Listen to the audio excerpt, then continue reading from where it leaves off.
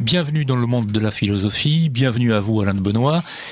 Il me paraît très largement superflu de vous présenter. Je dirais simplement que depuis des décennies maintenant, vous menez un travail d'analyse, de réflexion sur quantité de thèmes, de sujets philosophiques, métaphysiques, politiques. Vous avez publié des dizaines d'articles, des dizaines de livres. Vous êtes également le fondateur, le dirigeant ou l'éditorialiste de 3 revues en particulier. Éléments, bien entendu, la revue Crisis, la revue Nouvelle École.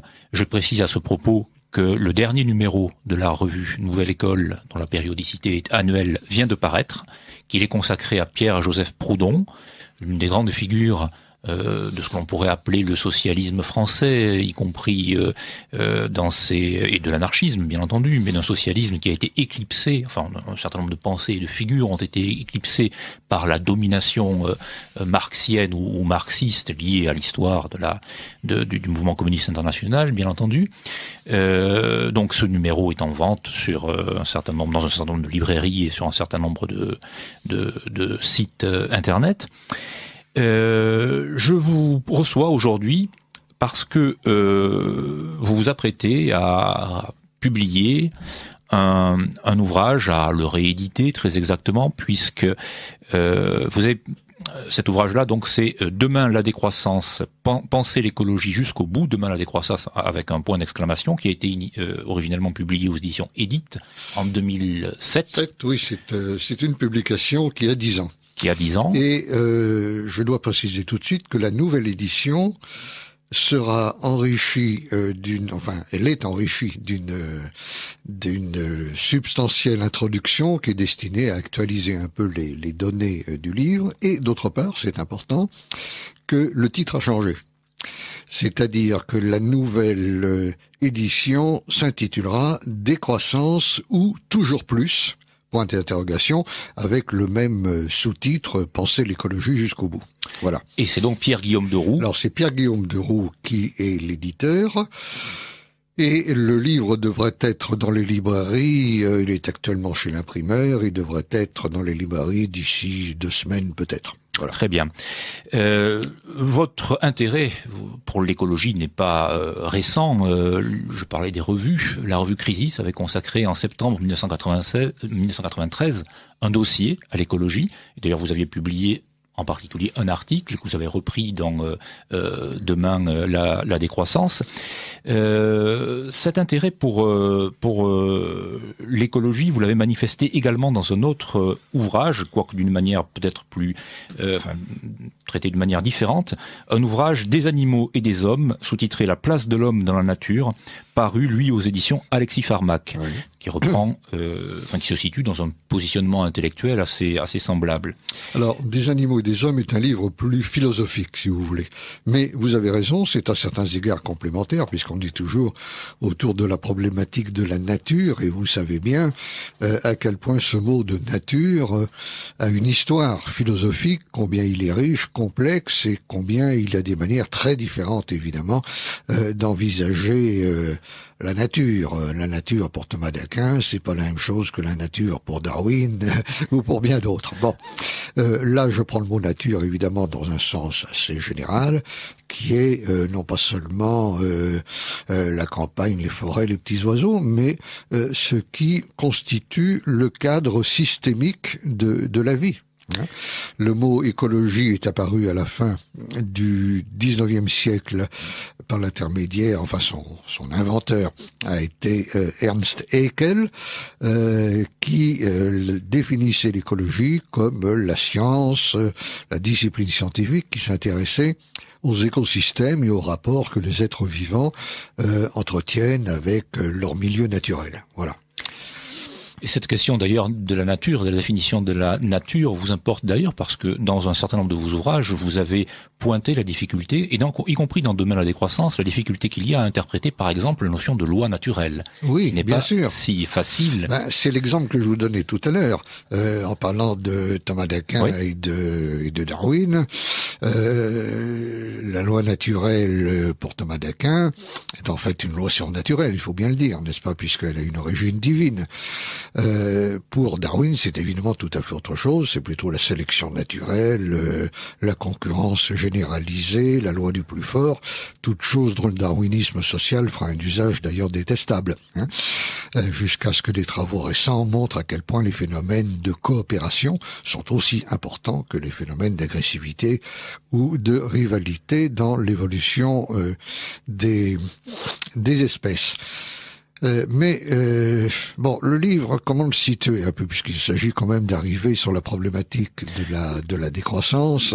Oui, et auparavant, si vous le permettez, justement, en procédant par ordre et en commençant par le commencement de votre ouvrage, vous commencez par évoquer une situation qui est assez, enfin, dont la description est assez consensuelle, au fond, la situation de la planète Terre telle qu'elle est aujourd'hui, et vous utilisez le terme de dévastation. Quels sont, d'après vous, vous en faites cas d'une manière très détaillée, mais en gros, les traits les plus caractéristiques de cette dévastation planétaire à laquelle nous assistons aujourd'hui? La dévastation, on va dire forcément des banalités, parce que on a tous vu des émissions, lu des articles sur la déforestation, sur la pollution des sols, sur la pollution des aliments, sur la pollution des nappes phréatiques, sur l'épuisement des ressources naturelles, sur les continents de plastique, d'objets en plastique qui dérivent sur les océans, sur la contamination des espèces, sur la réduction de la diversité, sur les dérèglements climatiques. Bon, j'en parle évidemment dans mon livre, mais je ne voulais pas refaire un tableau qui a été maintes fois fait, mais plutôt attirer l'attention sur ce paradoxe qui fait qu'aujourd'hui, tout le monde est d'accord que les pollutions ne cessent de se développer, que ça va pas bien, que la planète est appauvrie, épuisée, dévastée. Mais malgré ces préoccupations, qu'elles soient individuelles ou collectives, je fais allusion aux programmes écologiques, transition écologique, qui sont adoptés par les gouvernements, et individuelles, les injonctions qui sont faites aux gens d'avoir des comportements éco-responsables, comme on dit maintenant, etc., ben, on voit bien que ça ne s'améliore pas. Ça ne s'améliore pas. Dans le meilleur des cas, on reporte les échéances, mais finalement, les choses restent pour l'essentiel en état, et la question est de savoir pourquoi ça reste en état. Et les théoriciens de la décroissance ont une réponse, ben c'est que finalement, on ne change pas de cap. Michel Serres avait utilisé une image que je trouve très parlante. Il disait les gens qui veulent concilier la croissance et l'écologie sont un peu comparables à un capitaine de navire qui avertit que son bateau se dirige tout droit sur un rocher, au lieu de dire on va changer de cap pour éviter le rocher, dirait de réduire la vitesse. Bon, et je trouve que c'est une image très frappante et finalement assez parlante. D'autre part, oui, je vous ai coupé. Oui, non, je vous en prie. C'est au fond, ce sont les faiblesses de ce que l'on appelle soit l'écologie superficielle, soit le développement durable ou le développement soutenable.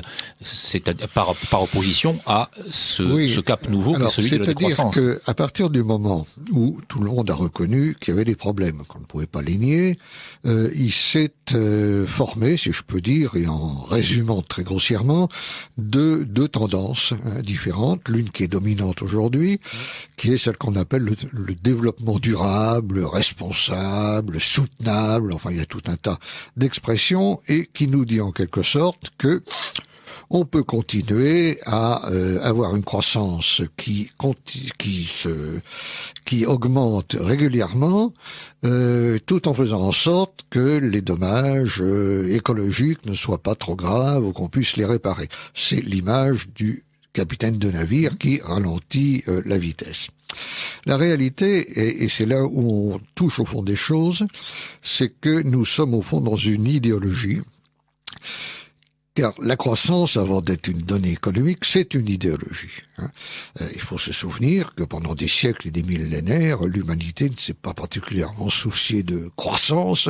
Elle voulait améliorer les choses à la marge, se développer doucement et à son rythme, etc. Mais il n'y avait pas cette fébrilité impulsive d'une sorte de fuite en avant vers toujours plus de croissance. Or, aujourd'hui, on voit bien que tous les décideurs, qu'il s'agisse des médias, mais surtout des hommes politiques, la croissance, c'est pour eux la panacée, la clé de tous les problèmes.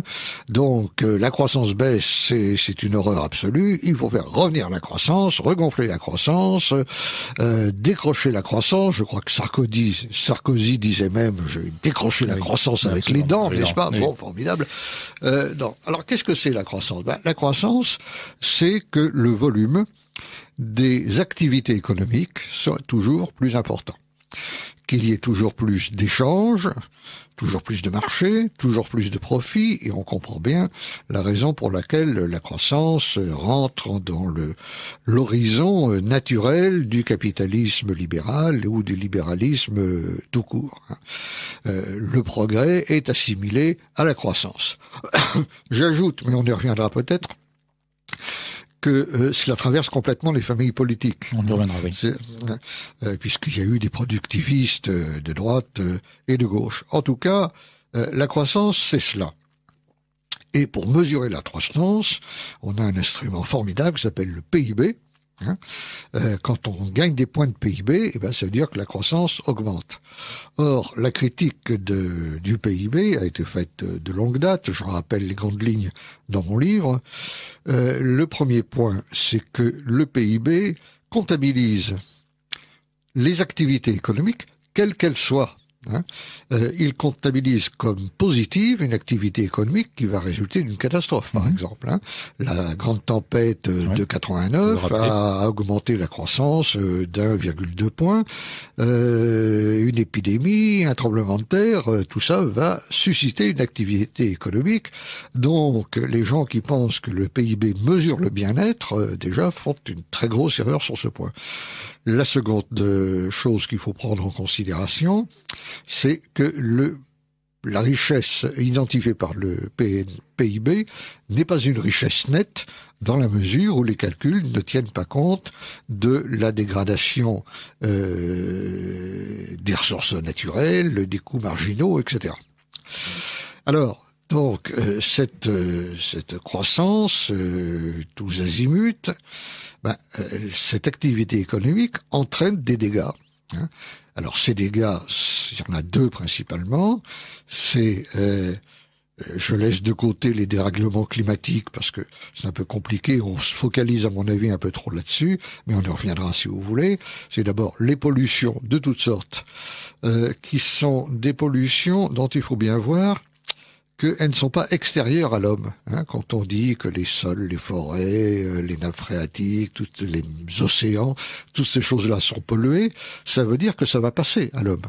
Parce que l'homme intervient dans la chaîne alimentaire et on ne peut pas empoisonner la demeure humaine, si l'on peut dire, sans que l'homme le soit lui-même. Et c'est la raison pour laquelle on voit maintenant déjà l'espérance de vie qui a commencé, semble-t-il, à diminuer, la question des perturbateurs endocriniens, et je ne rouvrirai pas ici le dossier énorme des hormones de croissance, des OGM et de toutes ces choses dont on bourre les produits alimentaires aujourd'hui. Donc, pollution, et d'autre part, il y a la question très grave de l'épuisement des ressources naturelles. Il faut savoir qu'à l'heure actuelle, 4/5 de nos ressources énergétiques proviennent des énergies fossiles, c'est-à-dire le pétrole, le gaz, le charbon, et que malgré tout ce qu'on nous promet de mirobolant avec les énergies dites renouvelables, c'est-à-dire les panneaux solaires, les éoliennes dont on parle beaucoup, ça ne remplace pas. C'est-à-dire que ça remplace quelques pourcents. C'est pas une mauvaise chose, bien entendu, mais ceux qui pensent qu'on va remplacer tout ça en couvrant l'intégralité du territoire national avec des éoliennes partout, sont tout à fait à compter de la plaque. Or, c'est là où, évidemment, on découvre l'erreur qui avait été faite dans le passé par nos ancêtres, qui avaient quelques excuses peut-être, qui était de croire que les ressources naturelles sont à la fois inépuisables et gratuites. Et cette idée que c'est inépuisable et gratuite, qu'il n'y a jamais que le coût de stockage, de transport et de distribution, reste encore aujourd'hui dans les esprits de beaucoup de gens. Alors, Les ressources naturelles ne sont pas gratuites, mais le coût d'extraction, plus ça se raréfie, est de plus en plus élevé. Et d'autre part, elles ne sont pas inépuisables. Alors évidemment, ça c'est une question sur laquelle il y a des querelles entre ceux qui disent non, mais écoutez, il y a des réserves qu'on ne connaît pas. Il y a des réserves qu'on ne connaît pas et par conséquent, il faut pas s'en soucier parce que quand les réserves connues vont s'épuiser, on va en découvrir d'autres. Bon, c'est un acte de foi. D'autre part, il est évident que même si c'est vrai, encore qu'on trouve quand même plus tellement de réserves nouvelles depuis 40 ans, même si c'est vrai, ces nouvelles réserves s'épuiseront à leur tour. Pourquoi ? Parce qu'on est devant des quantités finies. Et on ne peut pas faire une consommation infinie d'un produit qui existe en quantité finie, ce qui devrait tomber sous le sens. Et je dirais que c'est ça, au fond, le grand principe de la théorie de la décroissance, c'est que on ne peut pas avoir une croissance matérielle infinie dans un espace fini. Comme la Terre est un espace fini, vous ne pouvez pas avoir un développement infini.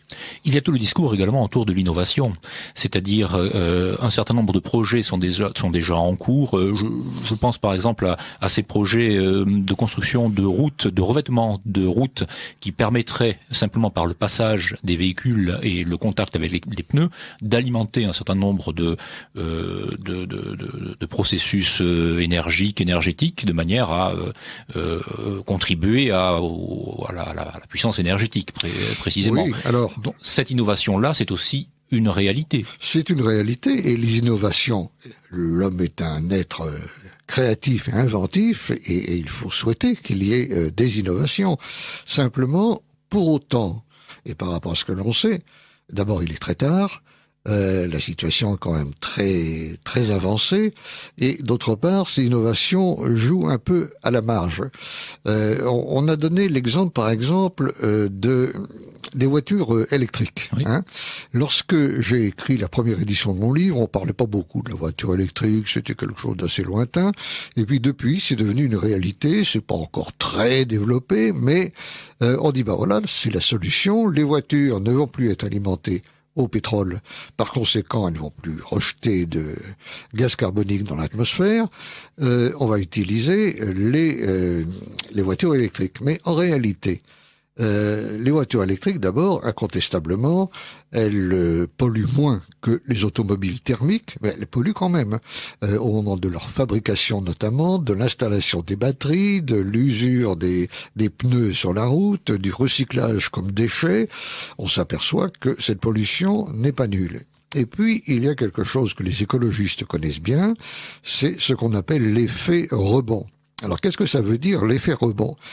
C'est-à-dire qu'on peut diminuer à l'unité la capacité de pollution de tel ou tel engin, si vous voulez, mais que si, par ailleurs, on augmente la production en nombre de ces engins, le second effet annule en quelque sorte l'autre. Pour le dire de manière simple et un peu brutale, 10 voitures qui polluent beaucoup polluent moins que 1 million de voitures qui polluent peu. Or, évidemment, parce que c'est toujours nécessaire à la croissance, c'est toujours la même justification. Vous ne cessez de voir des publicités pour qu'on vende de plus en plus de voitures, avec ce côté en même temps un peu schizophrène, c'est-à-dire qu'on veut toujours vendre plus de voitures parce que ça contribue à la croissance au moment même où on fait tout, notamment dans les grandes villes, pour en décourager l'usage. Donc, vous voyez, c'est ce genre de choses. J'ajoute encore à propos des voitures électriques que les voitures électriques fonctionnent à l'heure actuelle avec des métaux rares qui sont le lithium ou le cobalt et que les réserves que l'on connaît de lithium et de cobalt ne suffiraient pas dans le monde entier à alimenter le parc automobile mondial tel qu'il existe aujourd'hui. D'accord. Alors vous avez parlé au début de votre intervention de la croissance en tant qu'idéologie. Donc, dans l'histoire de l'humanité, effectivement, il y a eu jusqu'à quelques siècles, peut-être quelques décennies, des ajustements à la marge, d'amélioration du mode de vie, etc. Mais la croissance, on va venir sur la notion de décroissance, qui est évidemment clé dans votre ouvrage. La croissance donc est une idéologie. c'est aussi la manifestation de la place prépondérante et quasiment unique de l'économie en général dans les sociétés modernes. L'économie est notre destin, a-t-on dit. Phrase que vous critiquez, bien entendu. Et c'est aussi la phrase alibi du fameux « il n'y a pas d'alternative ». Voilà. Donc comment expliquer cet ancrage à la fois idéologique, intellectuelle, sur cette prépondérance de l'économie, mais aussi donc le fonctionnement de cette idéologie. Qu'est-ce qui fait que cette idéologie a pris? Et qu'est-ce qui fait qu'aujourd'hui, nous sommes aussi, d'un point de vue matériel, tout entier immergés dans cette démonie de l'économie dont parlait Evola? Comment se fait-il que l'économie, d'abord, quelle devrait être la place de l'économie dans une société traditionnelle? Et d'autre part, qu'est-ce qui explique que l'économie nous apparaît comme étant véritablement, au fond, la grande maîtresse de l'organisation de la vie des hommes aujourd'hui? Et alors, par conséquent, c'est une le reflux politique qui va avec. C'est une excellente question, mais il faudrait évidemment un livre entier pour expliquer la montée de l'idéologie économique. Il y a un auteur, d'ailleurs, le sociologue français Louis Dumont, qui l'avait fait dans ses livres Homo Equalis et Homo Hierarchicus, et qui avait fait des travaux vraiment très intéressants. Pour faire bref, disons d'abord que dans les sociétés traditionnelles, qui étaient, il faut le rappeler, quand même des sociétés beaucoup plus pauvres, hein, l'économie n'occupait pas cette place. Dans la représentation générale du monde qu'avaient les anciens, l'économie était une fonction subordonnée, encastrée, comme l'a dit Karl Polanyi, embedded, n'est-ce pas, encastrée dans la vie sociale.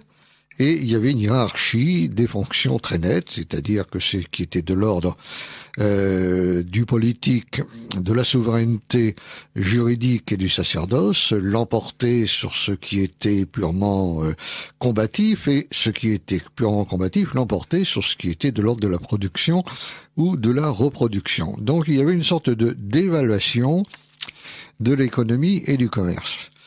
Au fil des siècles, cet ordre s'est totalement renversé. Alors, comment et pourquoi? C'est là où il faudrait faire évidemment beaucoup de développement. La montée sociale de la bourgeoisie a tenu un rôle extrêmement important parce que la bourgeoisie est devenue puissante par sa richesse. Hein, et c'est la puissance par la richesse qu'elle a opposée à la puissance traditionnelle qui était liée à l'épée ou à la royauté, etc. La montée de la bourgeoisie est concomitante de la montée de l'économie comme préoccupation. Deuxièmement, la bourgeoisie a sécrété à une époque une idéologie qui lui était propre, qui était le libéralisme. Hein. Au moment de la philosophie des Lumières, et des gens comme Georges Sorel avaient très bien vu le caractère profondément bourgeois de l'idéologie libérale qui s'appuie sur une anthropologie. Et c'est là où on est un peu dans le cœur du sujet.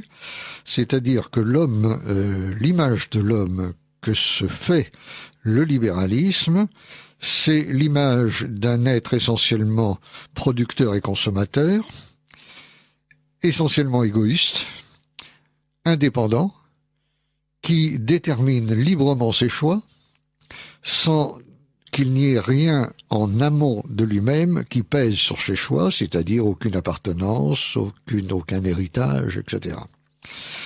L'homme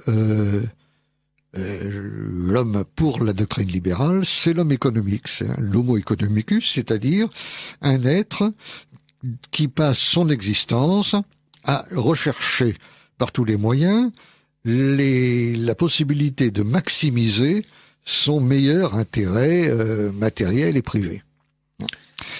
Alors ça se double évidemment d'autre chose qui est l'idéologie des droits de l'homme, hein, c'est-à-dire que les choix de cet individu doivent être respectés, aussi longtemps du moins, pour reprendre la formule bien connue, qui d'ailleurs ne veut pas dire grand-chose, que sa liberté ne s'exerce pas au dépens de la liberté d'autrui, sans que l'on puisse porter un jugement sur la valeur de ses choix.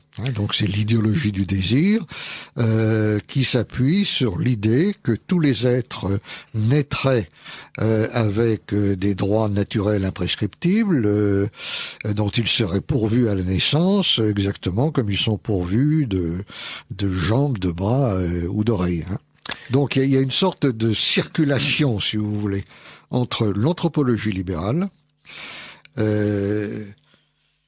les droits de l'homme, l'idéologie des droits de l'homme telle qu'elle est formulée aujourd'hui, et le troisième élément qui est l'idéologie du progrès. Tout à fait. Car l'idéologie du progrès joue évidemment un rôle capital, car le progrès, c'est l'idée que demain sera nécessairement meilleur qu'aujourd'hui et qu'aujourd'hui est nécessairement meilleur qu'hier, que ce qui est nouveau vaut mieux que ce qui est ancien à raison même que c'est nouveau, hein, c'est le culte du novum, hein, et que d'autre part, la totalité de l'humanité est engagée dans un cheminement en avant vers une fin qu'on peut éventuellement déceler, que certains identifient la société sans classe, d'autres au grand marché mondial, d'autres à l'abolition des frontières, etc., etc.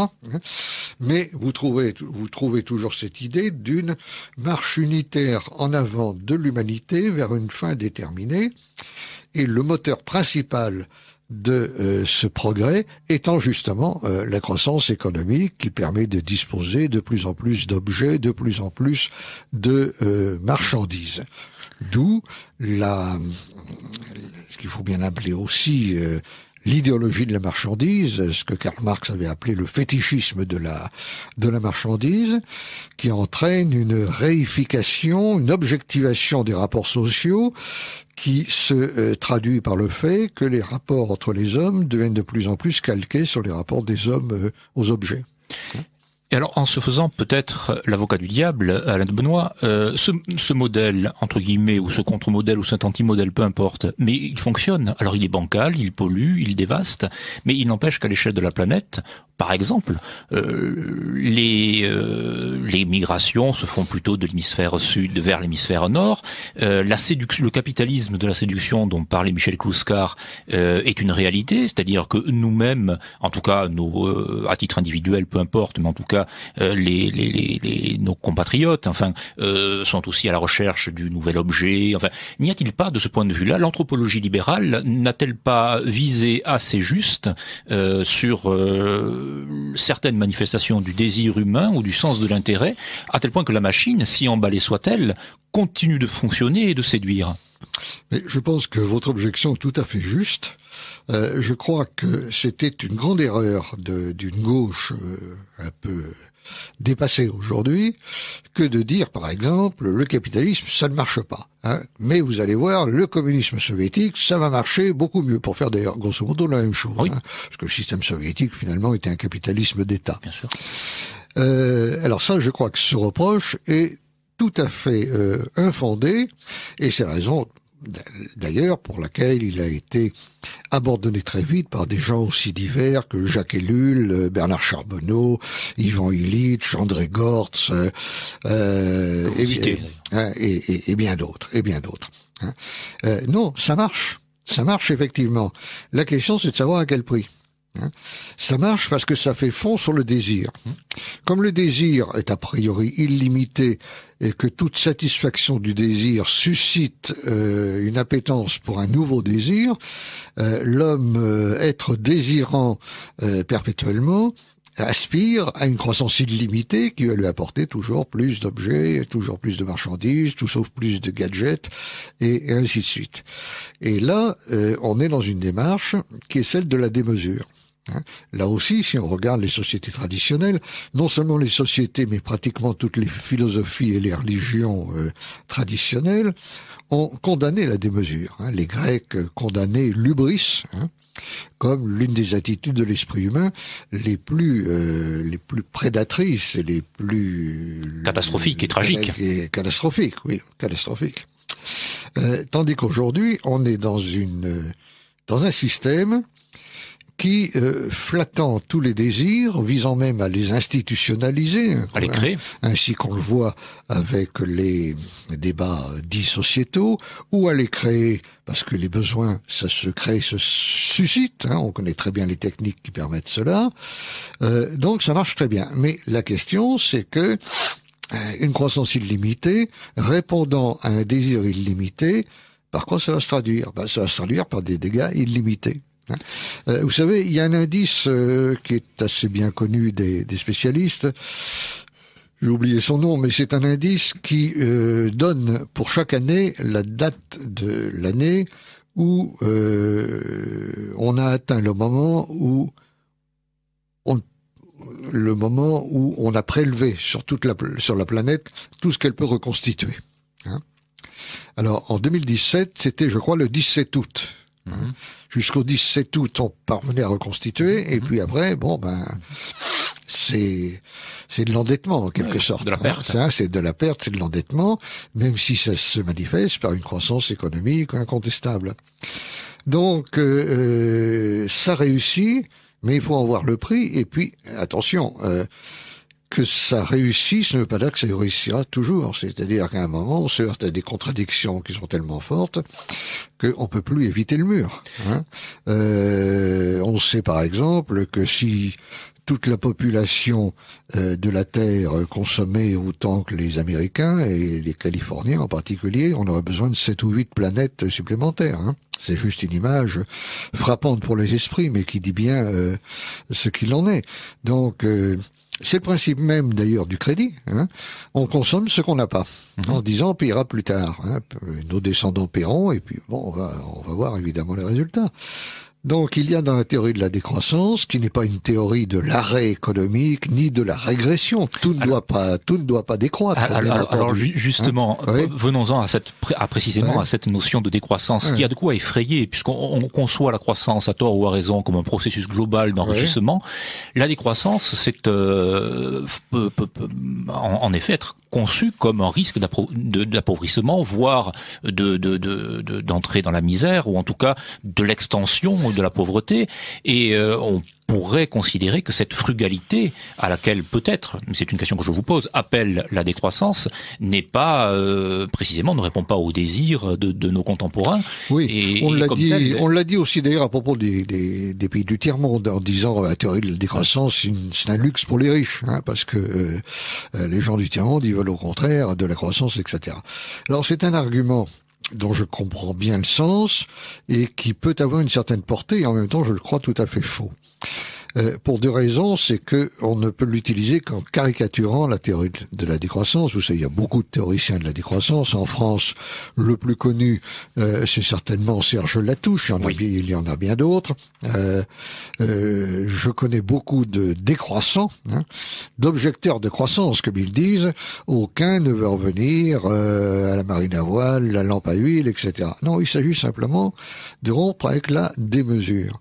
Est-ce qu'on ne peut pas trouver un équilibre entre la démesure et le retour à l'âge des cavernes, hein? C'est ça la vraie question.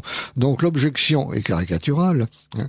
Mener une vie un peu plus frugale, ne pas être à s'engouffrer dans toutes les modes, travailler en perdant sa vie à la gagner, si je peux dire, hein, à essayer d'avoir n'importe quel gadget nouveau, et on retombe dans la fuite en avant, ça ne veut pas dire s'appauvrir. Il y a des enquêtes d'ailleurs qui ont été faites très sérieuses, j'en parle dans l'introduction de la nouvelle édition de mon livre, sur les coefficients de bonheur, de satisfaction, de bien-être. Bon. On s'aperçoit qu'évidemment, quand le bien-être s'améliore en termes matériels, lorsque les conditions matérielles de vie s'améliorent, le bien-être augmente. Mais il augmente jusqu'à un certain moment. Hein. C'est-à-dire que lorsque un certain nombre de besoins essentiels sont réunis, les courbes commencent à diverger. Hein. Et les sociétés les plus riches ne sont pas forcément les plus heureuses, sont au contraire celles où il y a de plus de suicides, de conflits, de perte du lien social, etc., etc. Donc, plus ne veut pas dire mieux, voilà. Hein. Et le nouveau titre de mon livre, c'est Décroissance ou toujours plus. Et critiquer l'idée de toujours plus, c'est critiquer l'idée que plus est toujours équivalent à mieux, ce qui, de toute évidence, n'est pas le cas. Hein. Vous avez une voiture, très bien, vous avez 2 voitures. Bon, si vous avez 12 voitures, en avoir 14 ne va pas vraiment vous aider à mieux vivre, n'est-ce pas, hein. Et encore, ça va vous créer sans doute beaucoup plus de problèmes que ça ne permettra d'en résoudre. La décroissance, c'est donc, pour employer la belle expression de Serge Latouche, c'est d'abord décoloniser l'imaginaire. Hein. C'est-à-dire que nous cessions d'être des drogués, des addicts, hein, à la marchandise. Pour avoir plus, on va vivre de moins en moins bien. Il y a d'ailleurs une autre réponse que l'on peut faire à cette objection classique que vous rapportiez, c'est que les sociétés actuelles se sont quand même beaucoup transformées depuis 50 ans, en particulier la situation des classes moyennes. Nous sommes sortis du vieux capitalisme industriel classique, qui avait encore un enracinement national, et qui avait favorisé, à l'époque du compromis fordiste, c'est-à-dire dans les années 50 et 60, la naissance et le développement d'une importante classe moyenne.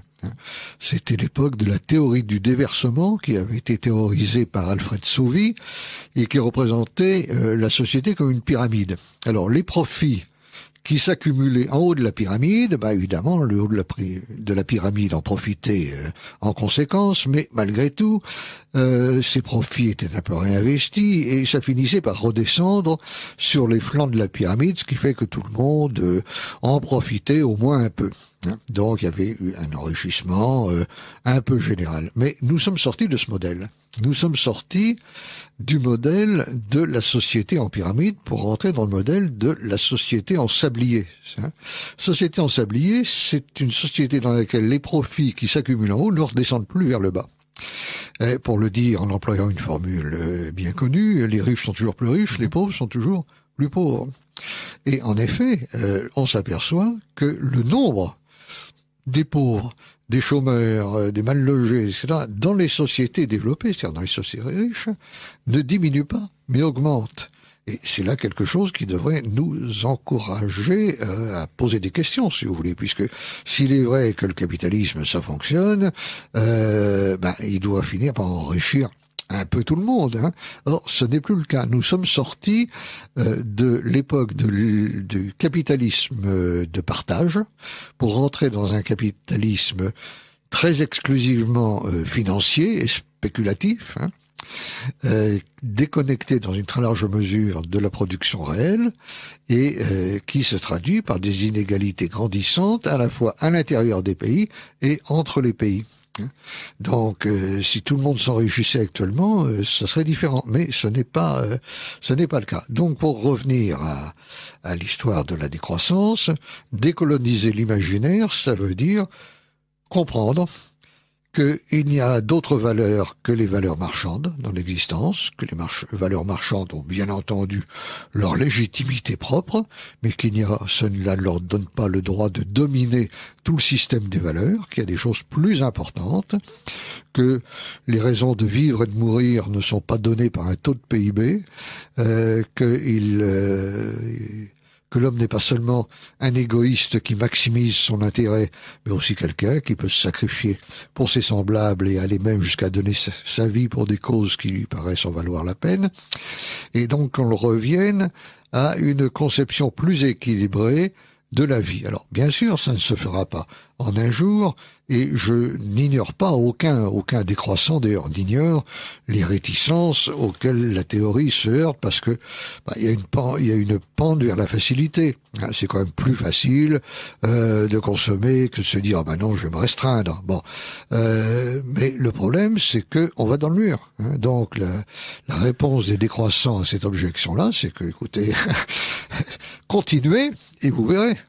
C'est ce que la Touche appelle la pédagogie des catastrophes, qui est une formule peut-être un peu audacieuse, mais on va dans une direction qui va pas du tout être le bonheur et l'enrichissement pour tous, mais au contraire l'épuisement des ressources naturelles, l'empoisonnement de la planète, donc la dévastation. Et puis alors au-delà, il y a encore le dernier volet qui est de restituer à l'homme un rapport à la nature qui ne soit en réalité pas nouveau puisqu'il est au contraire très ancien, mais qui soit en rupture avec le rapport à la nature que l'humanité a adopté pour l'essentiel depuis 2000 ans, ou en tout cas depuis Descartes, n'est-ce pas? Alors justement, vous avez esquissé la généalogie sur laquelle je vais vous interroger. Je crois qu'on peut regrouper, vous le faites vous-même d'ailleurs, les sagesses antiques gréco-romaines, les paganismes européens et à certains égards aussi les religions orientales, extrême-orientales en particulier. Donc, on peut les regrouper dans la relation qu'elles promeuvent avec la nature, précisément. Vous allez nous l'expliciter. Et puis, donc, poursuivre cette généalogie de rupture à partir du monothéisme biblique, hébraïque, et puis un certain nombre d'étapes que vous pointez dans votre livre. Pourriez-vous schématiser les deux grandes perspectives qui ont été et qui sont les nôtres? Oui, vous trouvez le mot juste, on ne peut que schématiser. C'est une problématique immense. Disons que dans les sociétés européennes antiques, tout ce qui est de l'ordre de la démesure et de l'excès est condamné. Condamné pas seulement par la morale, condamné par les mœurs, condamné par le culte civique, condamné dans les relations sociales, etc. Et par conséquent, le rapport à la nature, qui est évidemment plus facilement appréhensible à cette époque-là parce que le lien est immédiat. Je dirais que c'est un rapport de co-appartenance. Nous appartenons à la nature. La nature n'est pas le décor de nos existences, ce n'est pas un objet appropriable, c'est la condition systémique de la vie, c'est une part de nous-mêmes. Et là-dessus, il y a eu de très beaux textes dans l'Antiquité, jusqu'à l'époque moderne d'ailleurs. Je pense à David Herbert Lawrence et quelques autres. Voilà.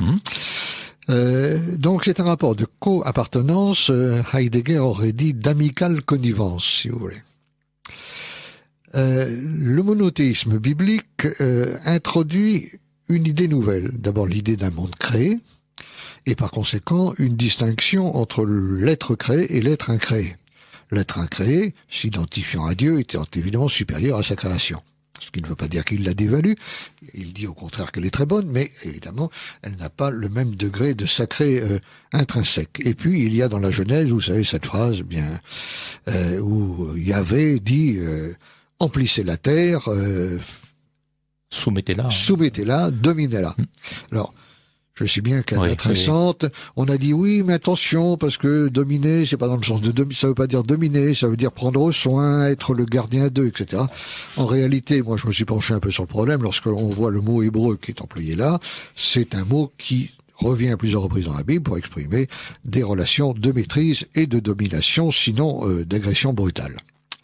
Bon, bien entendu, après, il y a la pratique. Il y a la pratique. Les paysans du Moyen-Âge avaient beau être chrétiens ou nominalement chrétiens, ils étaient quand même liés à la nature par toute une série de rites liés aux saisons dont on connaît la prégnance jusqu'à la fin de la paysannerie, c'est-à-dire jusqu'à une époque tout à fait moderne. Sur le plan philosophique, il y a un grand tournant avec Descartes. Descartes radicalise la distinction du sujet et de l'objet. Il les perçoit de même qu'il radicalise la distinction du corps et de l'esprit. Il n'en voit plus deux aspects d'un même ensemble, mais deux choses tout à fait indépendantes. Et il enjoint à l'homme, ou du moins il proclame la légitimité de l'acte par lequel l'homme se rend, selon sa formule, maître souverain, souverain possesseur de la nature. Ce qui veut dire très clairement que l'homme est posé en sujet, et le monde, la nature, est posé en objet. Et cet objet est à disposition de l'homme. Il est là pour être exploité, dominé, instrumentalisé dans une perception purement utilitaire. Mécanique, mathématique. Tout à fait mécaniste et mathématique, ce qui va coïncider avec l'époque, évidemment, de Newton, Galilée, etc. Le monde, qu'on appelait autrefois le cosmos, va se vider de sa sacralité intrinsèque. Il n'est plus quelque chose que l'on doit regarder avec respect. Contempler. Et avec respect et amitié, mais c'est au fond un réservoir. D'où l'idée de ressources naturelles qu'on va exploiter à mort pendant très longtemps. Alors, le surgissement de la préoccupation écologiste a imprimé quelques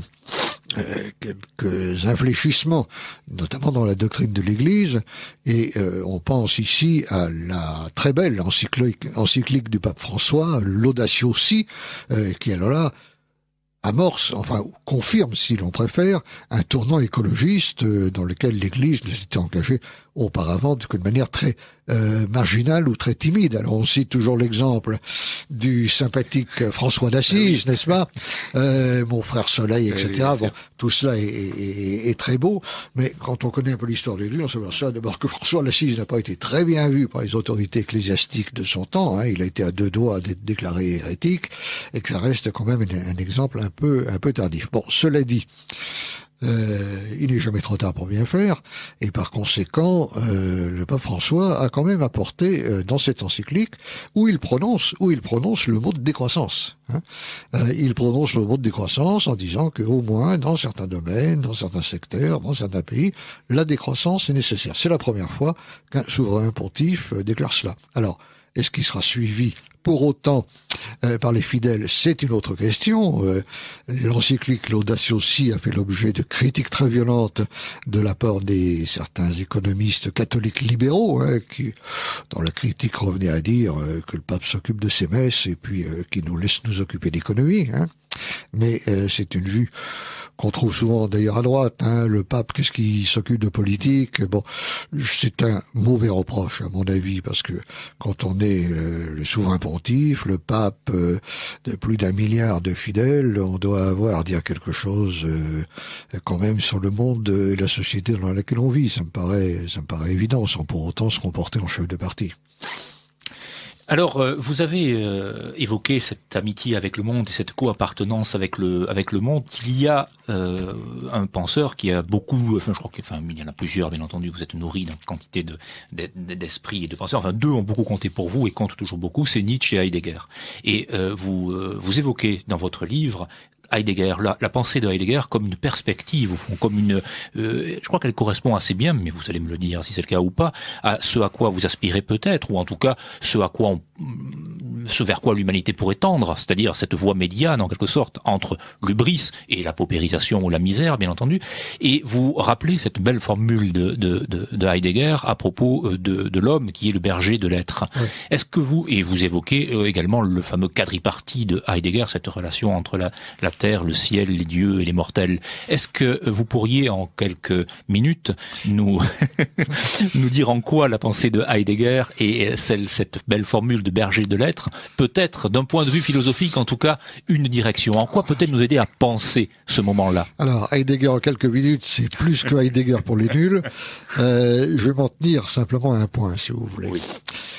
Nietzsche il parle pas du berger de l'être, mais il parle de l'homme comme le fils de la terre. Oui. Il y a, lorsque Zarathustra dit, il faut être des enfants de la terre. Rester fidèle à la terre. Et rester fidèle à la terre. Il y a une allusion directe à la terre, pas seulement la terre au sens d'antagoniste de la mer, mais la terre au sens du lieu d'habitation de l'homme. Quand on voit la pensée de Heidegger, vous parliez du quadripartite, c'est effectivement cette espèce de schéma où circulent les relations entre, d'un côté, les hommes et les dieux, et de l'autre, la terre et le ciel. Il y a dans plusieurs livres de Heidegger des réflexions extrêmement pointues, extrêmement profondes sur la notion d'habitation. Heidegger dit que l'homme habite la terre. Il ne vit pas sur terre, il habite la terre. Et que veut dire le mot habiter? À quoi est-ce que ça renvoie, qui est à la fois propre à l'homme et qui en même temps le lie inéluctablement à la terre? Alors, je crois que là, ce sont des textes qui ne sont pas trop difficiles et que nos auditeurs pourraient lire avec un très grand profit et qui permettent aussi marginalement de résoudre un autre problème d'équilibre, qui n'est pas l'équilibre entre la pauvreté et l'hybris, la démesure, mais qui est le problème des rapports entre nature et culture. Alors vous savez que là aussi c'est un chapitre énorme de l'histoire de la pensée, et que on a un peu les deux excès. On a, là aussi pour schématiser, on a les culturalistes pour qui l'homme est d'autant plus humain qu'il s'arrache à la nature. C'est un peu le point de vue universaliste de Kant. Et puis, à l'inverse, vous avez ceux qui pensent au contraire que la culture n'est qu'une forme métamorphosée de la nature et qui vont aller, dans certains cas, par refus justifié de l'anthropocentrisme, jusqu'à nier la différence entre l'homme et les autres animaux. C'est le sujet du petit livre que j'ai écrit sur les hommes et les animaux que vous mentionniez en début d'édition. Cette tendance-là, d'ailleurs, ressurgit beaucoup actuellement avec la mode végane, avec les animalistes, les antispécistes, etc., qui disent des choses qui ne sont pas toujours condamnables. Je veux dire, moi je suis quelqu'un qui aime les animaux et quand on plaide en leur faveur, je trouve que c'est très bien, mais l'excès en tout nuit. Lorsqu'on dit qu'il n'y a pas de différence entre n'importe quel animal et un être humain, on jette le bouchon malgré tout un peu loin, même si cette différence est sans doute plus ténue que ce que l'on a cru pendant longtemps. Il y a des différences liées à l'imaginaire symbolique, liées à l'historicité, liées à tout un tas de choses. Donc, le point d'équilibre, c'est celui qui consiste à dire que l'homme appartient à la nature, pleinement à la nature, qu'en même temps il occupe dans la nature une place particulière, qu'il est seul à l'habiter, et par conséquent, par là, à pouvoir s'instituer comme le berger de l'être, et en même temps à rejeter un anthropocentrisme qui retransformerait le monde en pur objet que l'homme pourrait raisonner à sa guise et transformer de manière utilitaire en son objet. Oui, et dans le même ordre d'idées, c'est-à-dire dans cette voie, disons, médiane entre différents points qui seraient ceux de l'excès, l'un des intérêts que vous trouvez à la pensée écologique ou aux pensées écologiques, c'est qu'elles battent en brèche, et c'est un de vos axes de réflexion et de combat assez fort, me semble-t-il, depuis plusieurs années, les pensées écologiques battent en brèche les notions de droite et de gauche. En quoi l'écologie est soit à la fois de droite et de gauche, soit indépendante de ces deux... Alors, on va essayer de faire très vite parce que je crois qu'il nous reste peu de temps. Je fais d'abord une petite parenthèse pour dire qu'il y a énormément de gens à droite qui n'aiment pas l'écologie. Ce qui est extrêmement bizarre parce qu'on se demande... Parce que en réalité, pour eux, l'écologie, c'est les Verts, c'est les partis verts, n'est-ce pas? Or, à mon avis, il y a belle lurette que les partis verts se sont complètement écartés des principes fondateurs de l'écologie, sauf sur tel ou tel point marginal. Ils se sont liés par opportunisme à des partis de gauche qui étaient ultra-productivistes, comme en France le Parti socialiste. Ils sont d'une paresse intellectuelle rare. Les grandes théories écologistes sont plutôt à l'étranger, aux États-Unis, en Italie, en Allemagne, en Angleterre, Scandinavie aussi. Et ils s'épuisent aujourd'hui dans des luttes qui n'ont avec l'écologie qu'un rapport extrêmement lointain, du genre de la défense de la légalisation du cannabis, la théorie du genre, etc., etc. Alors, moi, quand je parle d'écologie, je parle du vrai théoricien de l'écologie, qu'il ne faut pas confondre avec les Verts. Alors, cette réticence que l'on trouve à droite vis-à-vis de l'écologie, on la trouve aussi à gauche, car beaucoup de gens de gauche ont longtemps regardé la préoccupation écologique comme une préoccupation essentiellement réactionnaire. Ringarde. C'était la nostalgie romantique des sociétés traditionnelles, c'était les sociétés agrariennes, et c'était contraire au progrès. Donc on retombe toujours sur cette notion clé de progrès. Alors en quoi est-ce que l'écologie, bien comprise, va au-delà ou traverse de manière transversale les familles de droite et de gauche? C'est très simple. C'est tout simplement que l'écologie, la décroissance s'oppose au progrès et au productivisme, et que les tenants du progrès et du productivisme se sont rencontrés historiquement, aussi bien à droite qu'à gauche. Les libéraux de droite sont des défenseurs acharnés du progrès, exactement de la même manière que certaines sociétés communistes étaient productivistes à outrance. Et à l'inverse, lorsque l'on voit les gens qui, au cours de l'histoire des idées, se sont opposés à ce productivisme, à cette dévastation de la nature, on rencontre des gens très différents, qui viennent de la droite ou qui viennent de la gauche. Jacques Ellul et Bernard Charbonneau n'étaient pas vraiment des gens de gauche, Giono non plus. Les noms ne me viennent pas en tête, mais enfin il y en a toute une série. Donc il y a de bonnes raisons, et de droite et de gauche, d'accepter et de souscrire aux conclusions de l'écologie, parce que l'écologie est d'un côté très conservatrice, car après tout elle vise à conserver et à protéger des systèmes naturels, des écosystèmes qui sont nécessaires à la vie de toutes les espèces et en tout premier lieu à la nôtre, et en même temps elle est extrêmement révolutionnaire, puisqu'elle constate que si l'on veut répondre véritablement aux défis du temps présent, il faut changer radicalement de cap. Donc il y a une sorte de conservatisme révolutionnaire dans l'écologie qui me paraît ne pas être l'un de ses aspects les moins intéressants. C'est sans doute à vos yeux la pensée critique au sens fort, la plus peut-être la plus riche à laquelle nous sommes confrontés aujourd'hui. Je ne sais pas si c'est la plus riche. Moi, je ne fais pas tout passer par l'écologie. Il y a beaucoup d'autres sujets qui m'intéressent. La pensée critique peut prendre d'autres formes que l'écologie, la pensée de George Orwell, de Jean-Claude Michéa, qui sont tout à fait favorables à la décroissance. Enfin, je parle de Michéa. S'exerce sur d'autres domaines.